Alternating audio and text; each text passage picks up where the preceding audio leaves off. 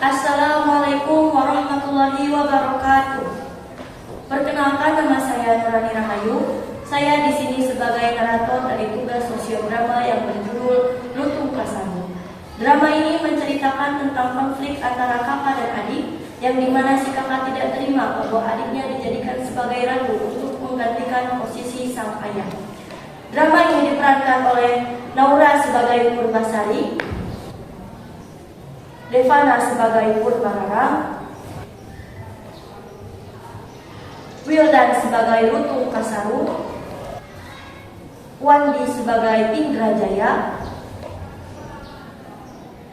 Sandy sebagai Prabu Tapa Agung, Irsan sebagai penyihir,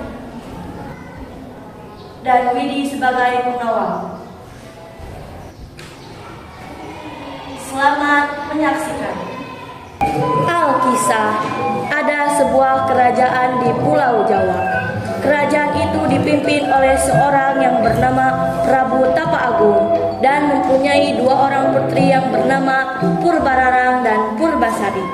Pada suatu hari, karena Prabu Tapa Agung sudah tua, ia menunjuk Purbasari putri bungsunya sebagai penggantinya. Aku sudah tua. Saatnya aku turun tahta. Aku akan menunjuk Purbasari untuk menjadi penggantiku. Tidak bisa, Ayahanda. Seharusnya Ayahanda memilih aku daripada Purbasari. Ya, Ayahanda. Seharusnya Purbararang yang menjadi penerusku.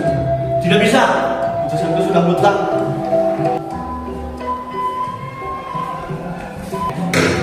Kemarahan yang sudah memuncak membuat Purbararang mempunyai niat untuk mencelakai adiknya.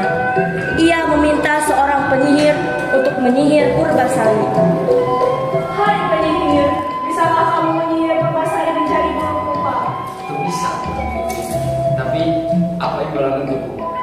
Aku akan memberimu emas yang begitu banyak. Baik, Tuan. Lalu penyihir itu pun langsung membacakan mantra sesuai dengan apa yang diperintahkan Purbasari. Keesokan paginya, Purbasari menjadi jelek dengan kulit yang bertotol-totol hitam. Apa yang akan terjadi pada diriku?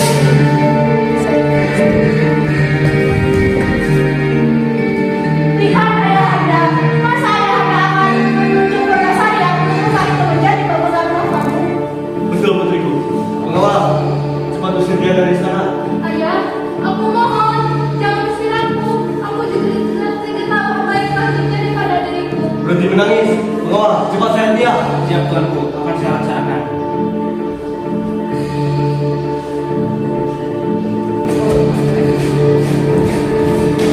Kemudian diusirlah Purbasari dari istana. Lalu sang pengawal membawa Purbasari ke dalam hutan.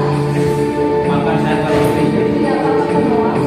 pengenalan aku akan membuatkan untuk batu ini.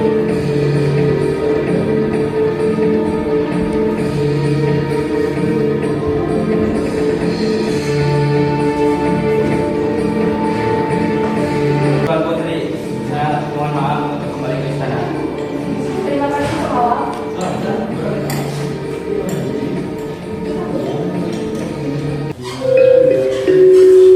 Purbasari pun tinggal sendirian di dalam hutan. Suatu hari, ketika Purbasari duduk di depan gubuknya, dia melihat seekor lutung yang muncul dari semak-semak. Si siapa kamu? Pak Putri, dan fokus. Nama saya Purbasari. Saya hanya ingin berteman. Baiklah, aku akan bertemu denganmu. Akhirnya, Purbasari dan Lutung Kasarung pun berteman. Lutung Kasarung sangat perhatian. Dia setiap hari membawakan bunga-bunga yang indah.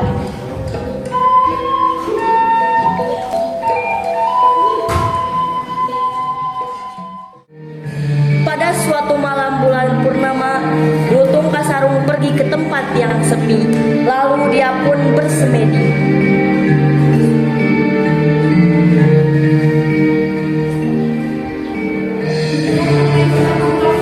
Pak Putri, pasti lawatnya sudah dari.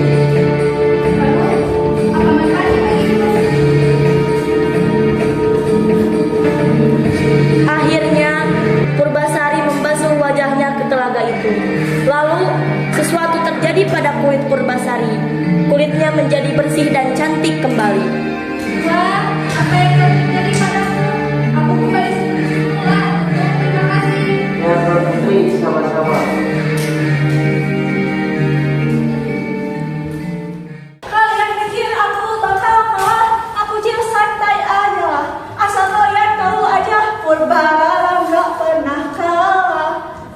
Aku ratu, banyak koneksi, sekali kusuruh langsung beraksi. Pakai dukun, pakai racun, halalkan cara apapun. Purbasari salah lawan. Keesokan harinya, Purbasari dan Lutung Kasarung kembali ke istana.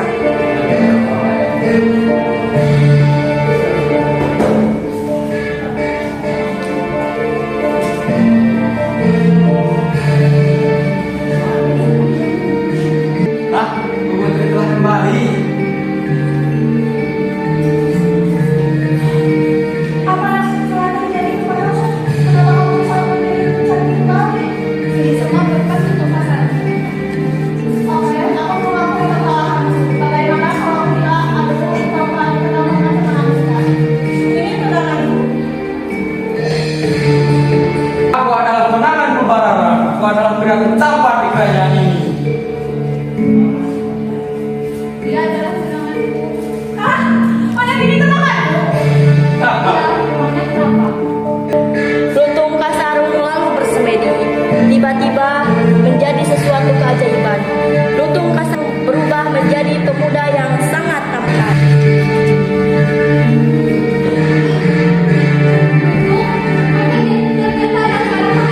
Ya Tuan Putri, aku sebenarnya seorang pangeran, namun aku tradisi orang penyihir.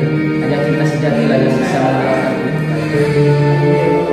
Baiklah, aku mengakui kesalahanku. Aku meminta maaf kepada Purbasari karena telah berbuat salah. Tidak apa-apa, aku sudah memaafkan kepada.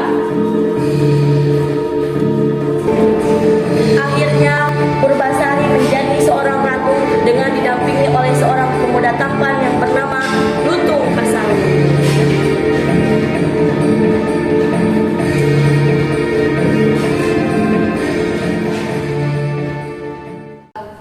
Begitulah akhir bahagia dari drama ini.